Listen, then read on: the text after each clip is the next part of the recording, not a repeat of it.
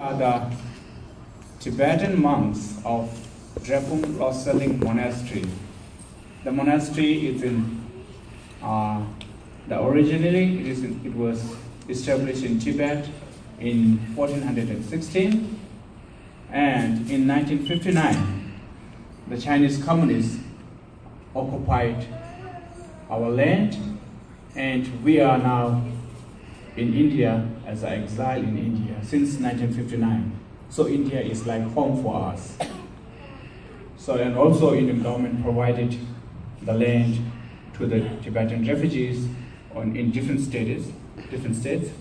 And our monastery, it was relocated in India, in South India, in Karnataka. It's very near from the Hubli Dharwar in Karnataka. So at the very beginning, we have from Tibet only 260 monks, but right now the number of monks is gone up, and it's around 3,000 monks we have in our monastery.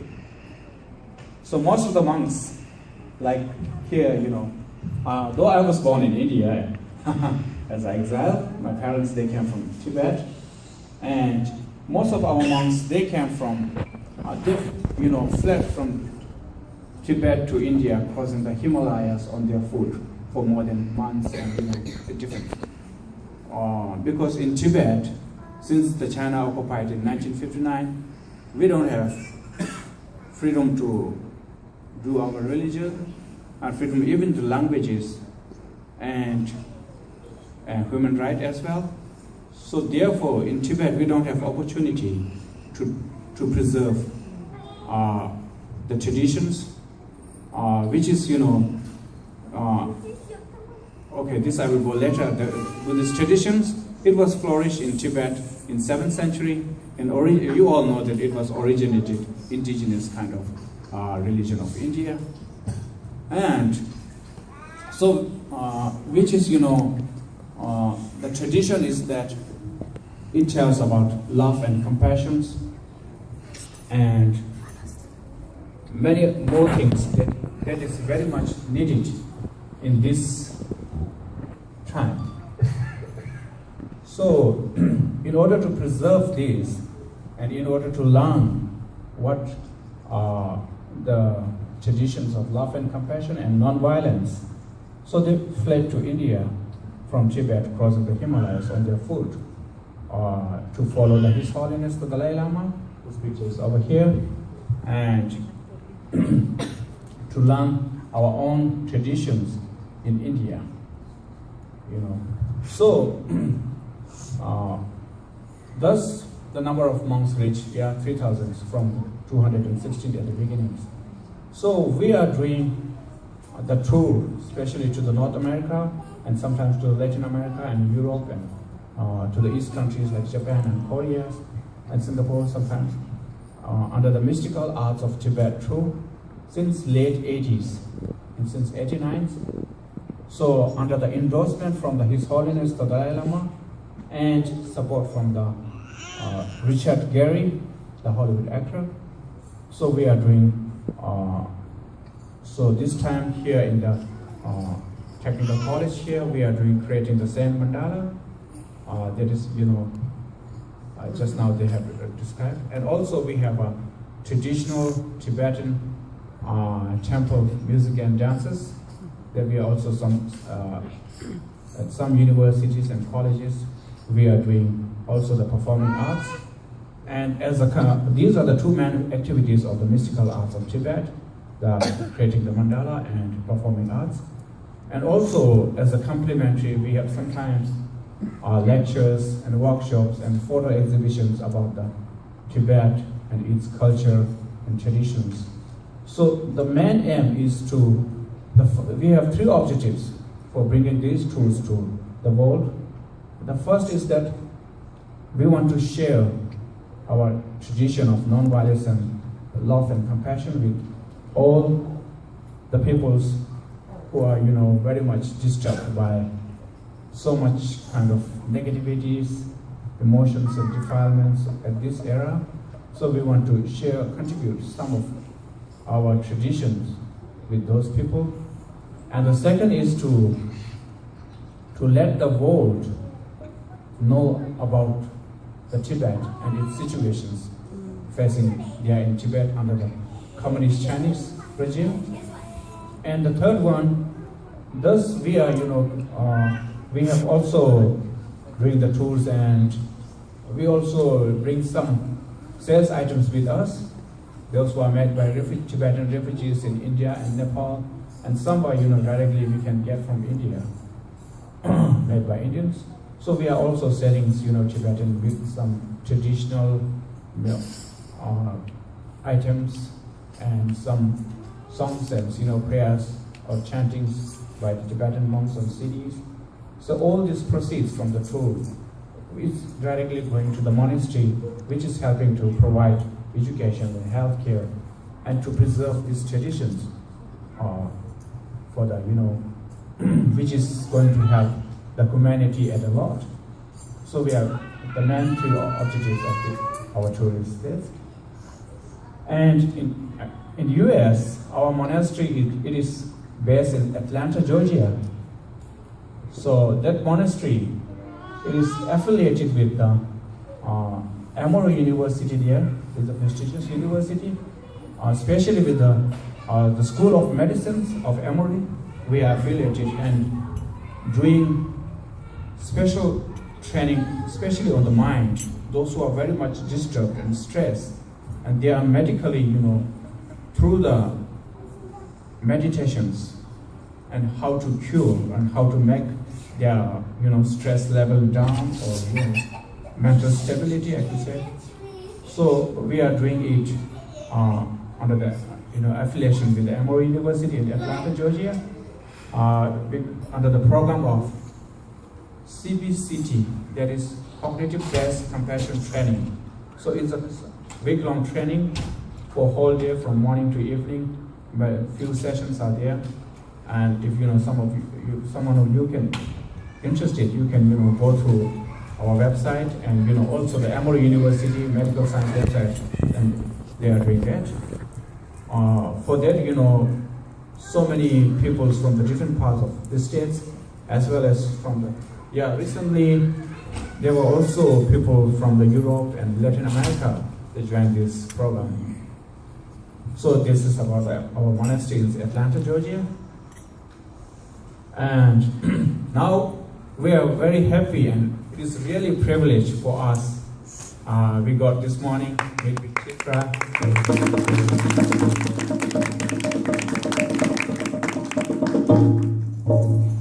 to be here in the Sai Temple. So I told you at the beginning that Buddhism was originated, and Buddha was born in Limbuni as a king of India, Kapilavastu, and Magadha, all this area. That this day it's in Bihar and UP somewhere over there. So where the Buddhism was flourished from, also in the southern to the Andhra and Orissa. We can see so many Buddhist sites over there. So we also believe, and our spiritual leader, His Holiness the Dalai Lama, often tells our Indian brothers and sisters that we are the Chela and you are the Guru. Indians are the Guru, because it was whatever traditions in Tibet we have now practicing is mostly the after flourishing of the Buddhist. That is mostly the Indian traditions that we are doing. So therefore we consider Indian brothers and sisters as our Guru, and His Holiness often in his public teaching he says that. And not only because that what we are sharing with the world and what we are learning in Tibet and India, in exile, in our monastery, these are all the Buddhism is the Indian traditions. They are taught by Lord Buddha, and there are so many commentaries by the great Indian masters like Shantideva, Nagarjuna, Asanga, Vasubandhu, so and so on. They are, we call 17 Indian great masters. We have a special, homage and prayer for them, because those are the great masters who, commented on the Buddha's word, Buddha's teaching, and it was, now almost vanished, I can say, in India. But in Tibet, for centuries, we have preserved those Indian traditions, rich Indian traditions, and now we are sharing with the world. It's really, privilege. So in India, our monastery are, sometimes in the many Hindu temples, and sometimes in the non-sectarians, we are all different kinds of faith people. We meet together, and we go to the other many temples as well when we are in India. But here, so our group, we keep changing the group every year or sometimes 2 years. So our group, we arrive here in this February, and we are going back to India in December. And next year, the other group from the same monastery will come, and we are continuing the tour. So for us, this is the first time that we are here in US in Indian temple. So I'm really very feel at home.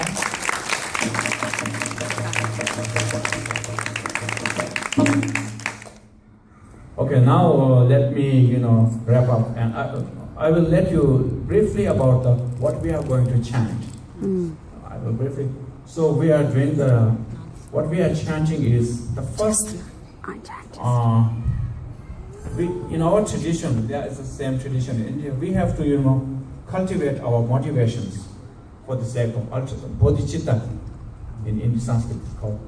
For the sake of all sentient beings, we have to cultivate that kind of motivations or intentions. So with that intention, we do the invocations. Invocation of Buddha and Bodhisattvas and all great masters and their presence here to bless us. So after that, then we use all these musical instruments during the invocation as we are using in India, same. And then we do some offering, same as in India. Like we have 8, that first 2 water to rinse them out and wash the face, and then flower, and then incense, and then candlelight, pati, and some water and some fruits, and with at the end some music. These are also included in the prayers. Then after that, we are going to do, we call the Tonglen. So taking and giving. So we already cultivated or generated that kind of motivations, like a strong motivation, bodhicitta. So we take, so we pray for our masters and Buddhas that please bless us so that we can take all the sufferings of the world and share our joys and prosperity and happiness with all other beings. And at the end, we do the auspicious prayer for world peace and harmony. At that time, you should think some spiritual thought and dedicate all your merits for the wellness of sentient beings all over the world who are very much, undergoing the misery of different types of, sufferings. So you can dedicate whatever, at the end. So in our tradition, we have, at the beginning to cultivate that kind of motivations and end with the dedication. It's very important, consider. So I request you to also. No matter what, during the invocations, we do the prayers of inviting the Buddhas and Bodhisattvas. And also you can, visualize whatsoever you believe. So they are the same, they're according to the needs of the people, and they appears in different forms. Actually, what all these great masters, what are they telling? It's almost same. Love and compassion and tolerance, patience. Yeah, that we have to apply. That is something they are making the world better. So under the different names, so it is also benefiting a huge lot of people, because when we go from our monastery to Delhi by train, it's the train we take. It's a Goa Express called. So I always stop at the Shirdi. Yeah, so many people, from Delhi alighting there, and from Karnataka you're alighting there. So we see many, and also those people used to tell how much, how this annually visiting that place, Shirdi Sai Baba temples, and what the activities they are going to do there. We also, sometimes like to go to Shirdi there, to do our homage there. But here we got chance, and we thank you, Chitra and Abi, and all of you for making us here. Thank you. So without wasting time, we are now going to do our prayers.